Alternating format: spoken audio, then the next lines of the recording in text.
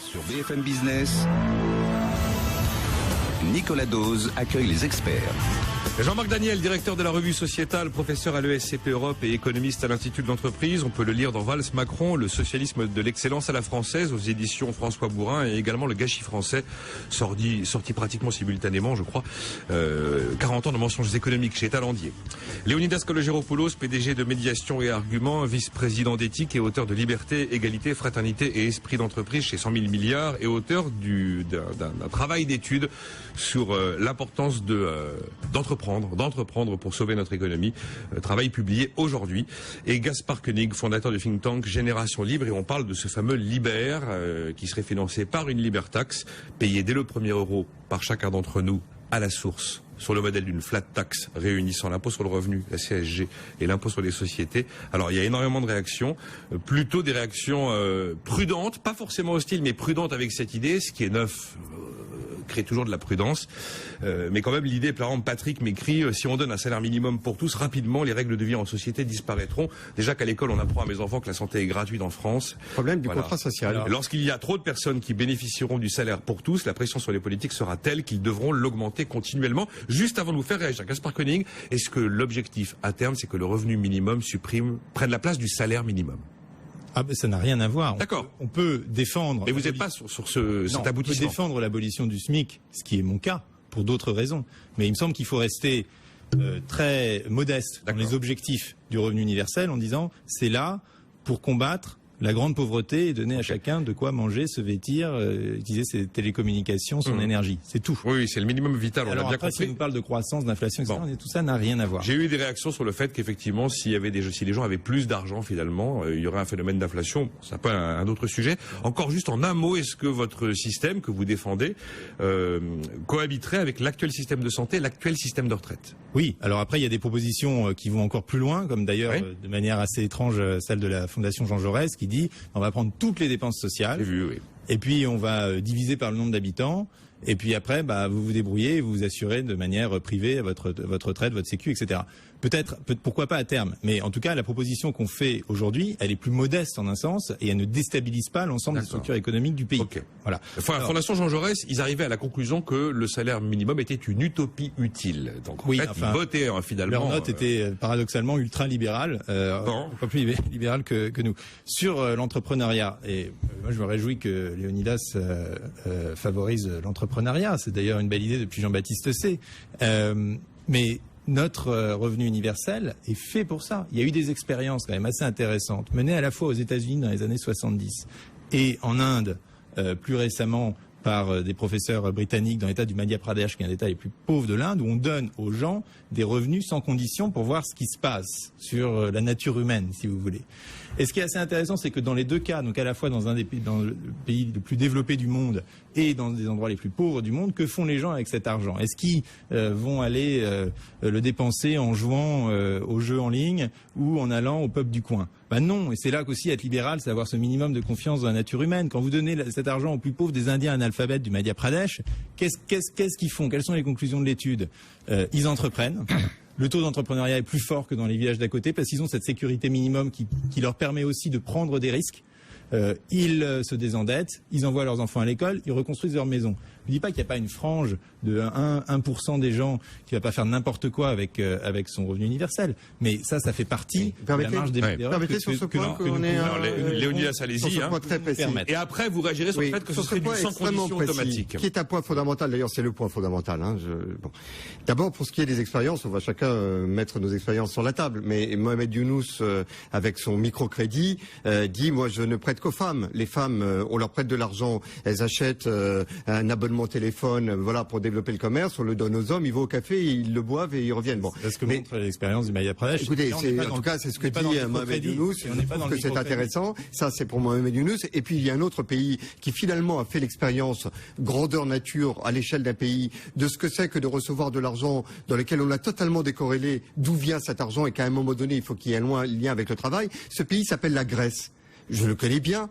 Ce pays il existe, il existe, et il a vécu l'expérience au bord du précipice absolu, parce que plus personne n'avait en tête qu'effectivement, à un moment donné, cet argent que l'on va toucher tous les mois, il fallait quand même que quelque part, il y rentre dans une équation. D'accord, et c'est pour ça précisément que dans notre modèle, la taxe est au premier euro.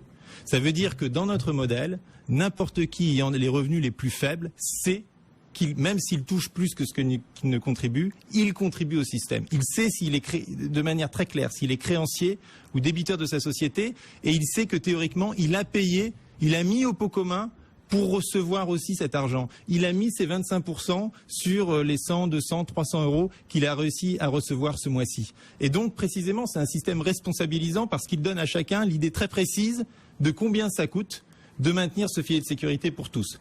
Ensuite, j'en viens à votre objection sur le contrat social.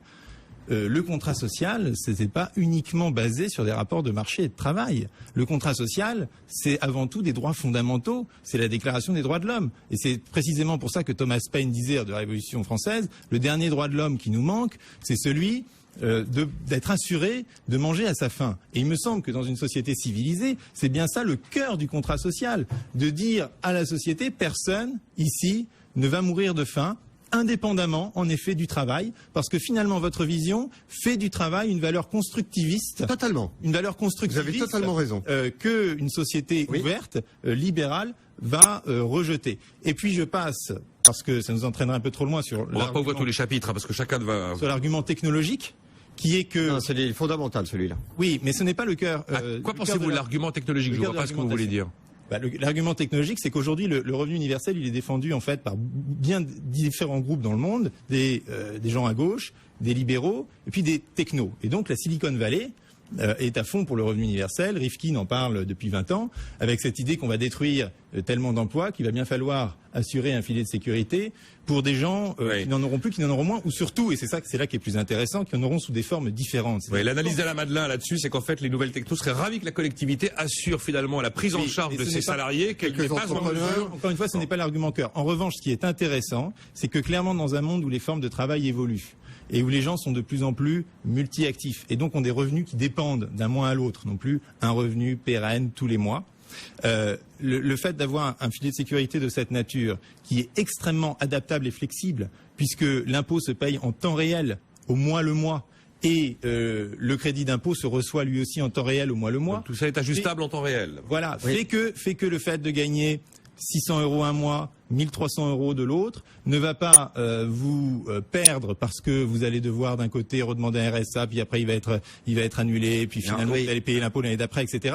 Mais que ça va s'ajuster de manière extrêmement rapide. Alors et sur que donc, ce point-là, Léonidas et Jean-Marc Daniel. Ce n'est pas le cœur de l'argument, c'est un élément supplémentaire sur ce point-là qui fait qu'il réapparaît aujourd'hui. Léonidas Kalogeropoulos, essayez de resserrer vos propos. Je vais les resserrer en 3 points principaux. Le premier point, il y a un reproche que je vous fais essentiel, c'est que pour le moment, je trouve qu'il y a un élan entrepreneurial dans notre pays qui est sans précédent. Et une des raisons principales pour lesquelles cet élan est là, c'est que il y a le régime des auto-entrepreneurs qui a débloqué quelque chose, mais il y a aussi quelque chose de fondamental et pour lequel plusieurs gouvernements successifs se sont alliés objectivement pour le faire passer, c'est que l'État a reflué comme étant la source des solutions. Et vous remettez au centre de la société, et vous remettez au centre du débat public l'idée qu'il y aurait une nouvelle recette miracle qui nous permettrait de retrouver une société prospère parce qu'on aura résolu l'essentiel des problèmes. Mais pas du tout, pas prospère. J'élimine l'État dans mon système. J'élimine les procédures bureaucratiques administratives. C'est la société elle-même qui assure ce filet de sécurité. Vous avez 10 personnes à Bercy qui peuvent faire fonctionner mon système. Vous n'avez plus besoin de la grosse administration des CAF. Elle existe toujours, l'administration des CAF. Vous avez une obsession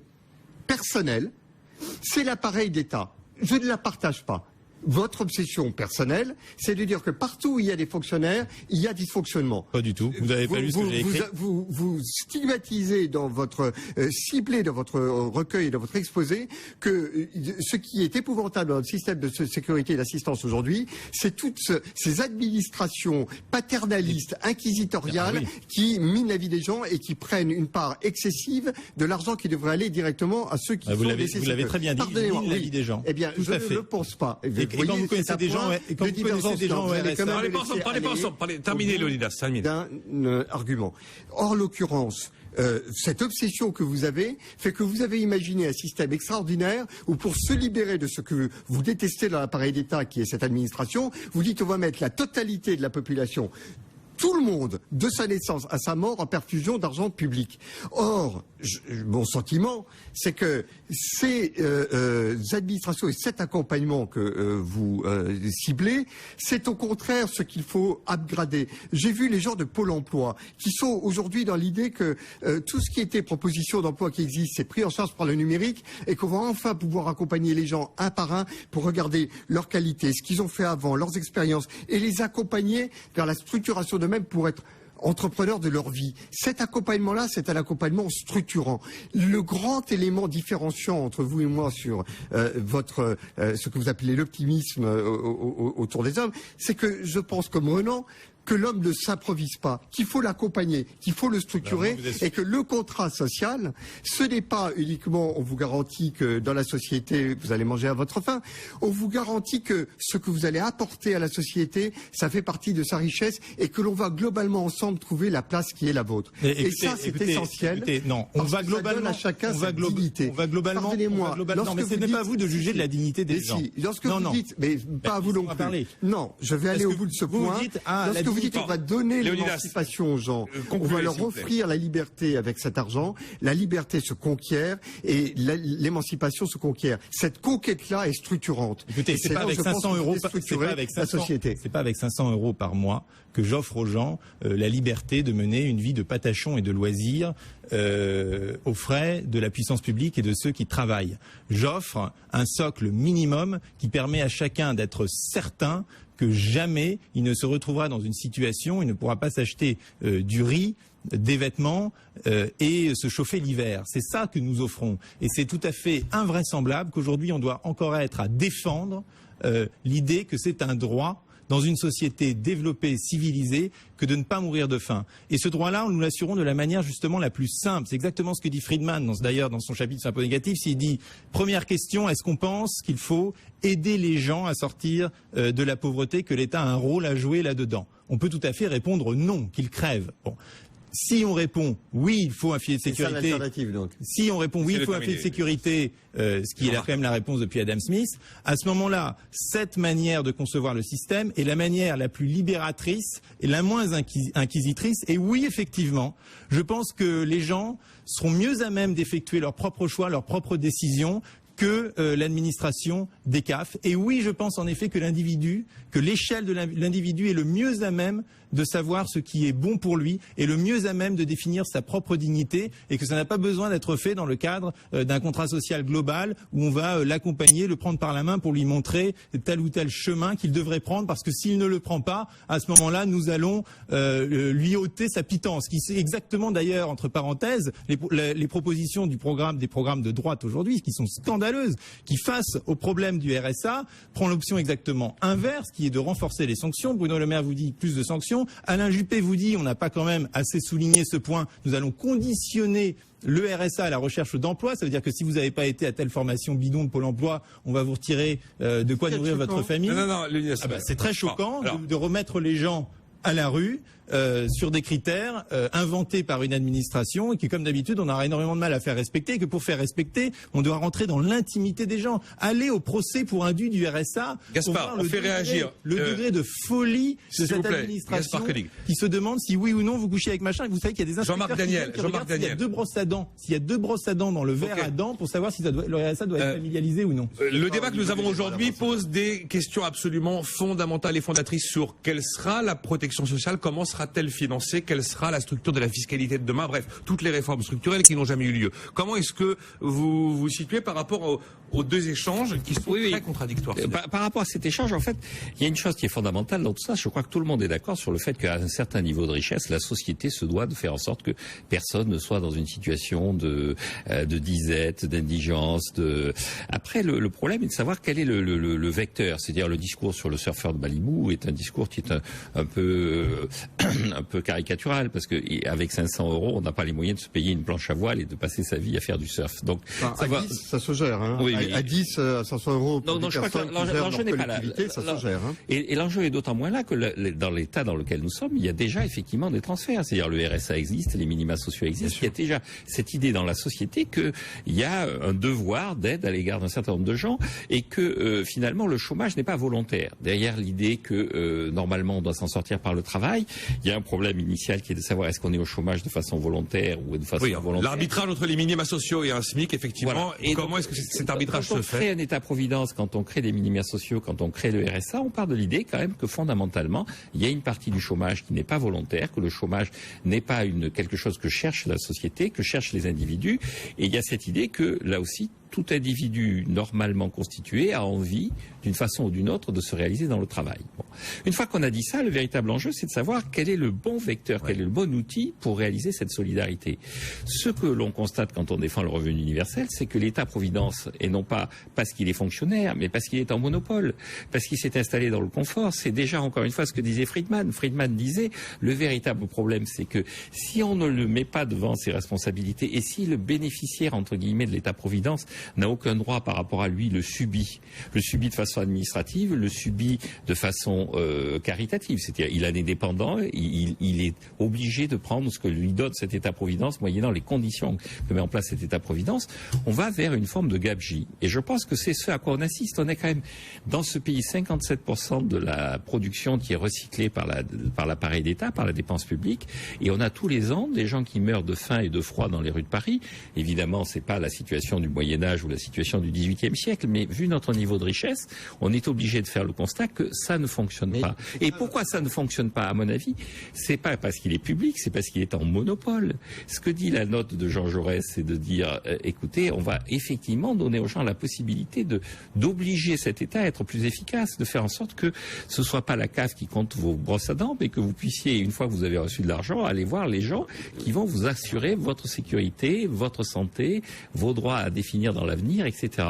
Et donc je pense que le constat essentiel qui est fait dans ce projet, c'est de constater qu'un État-providence en monopole conduit forcément à la gabegie, mais que le principe de base qui est que tout le monde doit être solidaire de tout le monde et que les gens qui sont sans emploi ne le sont pas de façon volontaire, est relativement admis. Alors pardonnez-moi. Alors allez-y, on a 6 minutes 30 pour conclure. D'abord, sur le fait que, d'une manière ou d'une autre, sans que ça soit institué, tous les gens qui sont dans la nécessité puissent trouver un endroit pour se sortir de la rue, on est totalement d'accord.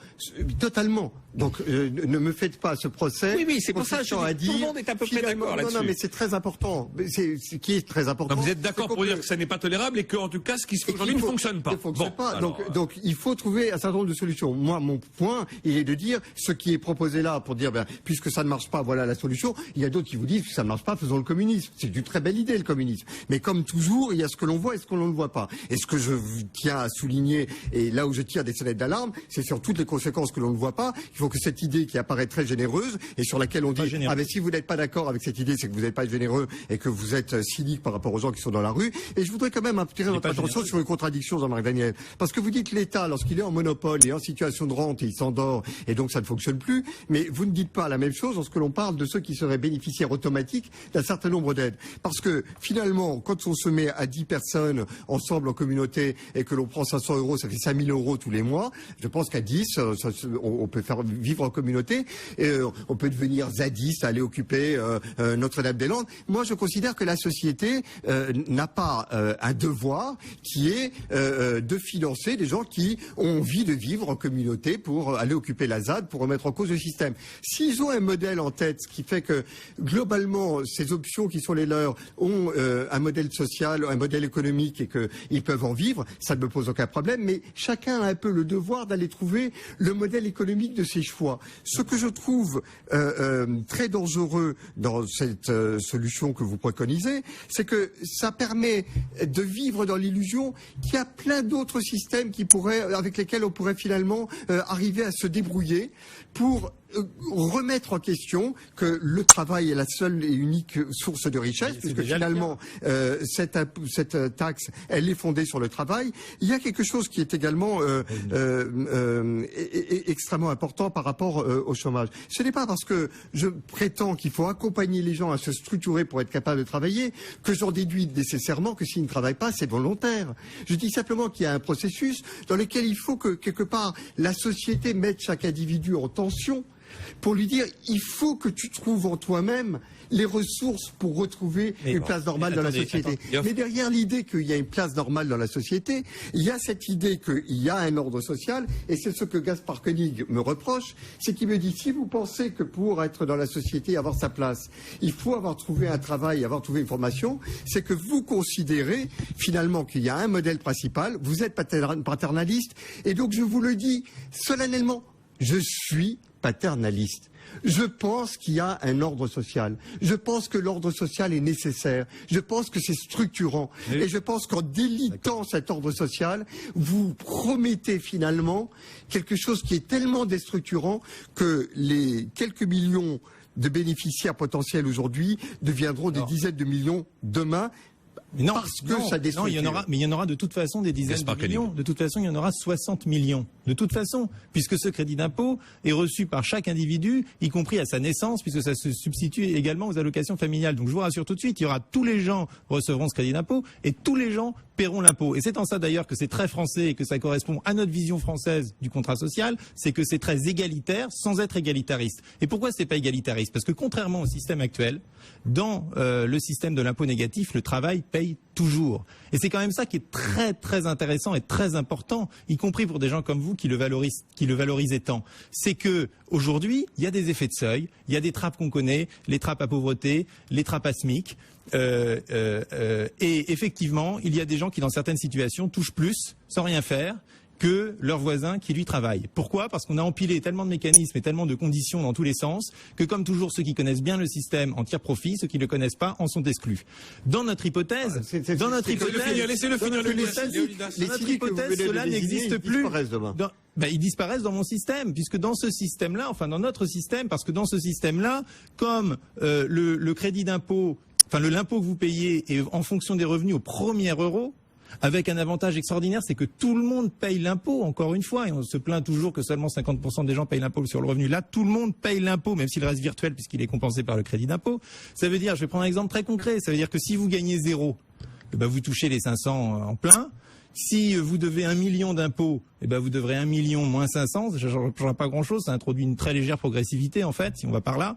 Si vous touchez 1 000 euros, vous allez recevoir 250 euros, vous allez en déduire les 500 de crédit d'impôt, et donc vous allez recevoir au final 250. Et donc il y aura une transition extrêmement linéaire qui, y compris d'ailleurs pour les employeurs, signifiera la fin des effets de seuil, du fait qu'on n'augmente pas les gens, parce que si on commence à les augmenter, ils vont perdre un certain nombre d'exonérations autour du SMIC. Pourquoi vous arrivez à ce degré de détail sur un système sur lequel on pourrait prendre les avantages de ces éléments linéarisants et pour éviter les effets de seuil, mais le garder dans le système actuel. Je ne vois pas en quoi le fait de dénoncer les effets de seuil remet ou rend nécessairement d'accord avec l'idée d'un libère. C'était d'ailleurs exactement le raisonnement qui était derrière le RSA, c'est que vous passez progressivement dans un dispositif d'impôt négatif, parce que l'impôt négatif favorise justement cette linéarité et que sinon vous en êtes réduit à trouver des conditions, à différencier les personnes en fonction de leur identité, donc à vérifier cette identité. Et puis si on reprend le surfeur de Malibu, qui était effectivement l'argument entre Rawls et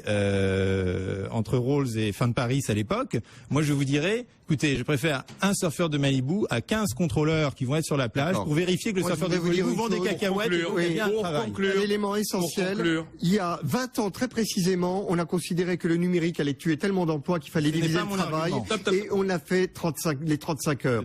C'était une magnifique présentation intellectuelle et on sait dans quel état ça a mis notre pays. Ces présentations intellectuelles qui sont supposées être le nirvana et le paradis produit par l'État, aujourd'hui l'endroit où le chômage est le plus faible, c'est là où il y a le le plus de robots, c'est en Corée. Aujourd'hui, en France, il y a moins de robots que partout ailleurs et on a 10% de chômage. Le progrès, il faut le prendre, il faut prendre cette dynamique et véritablement, je pense, arrêter de penser que ce soit avec une magnifique machinerie étatique que l'on sortira notre pays de l'ornière. Jean-Marc, vous croyez qu'un jour ça verra le jour?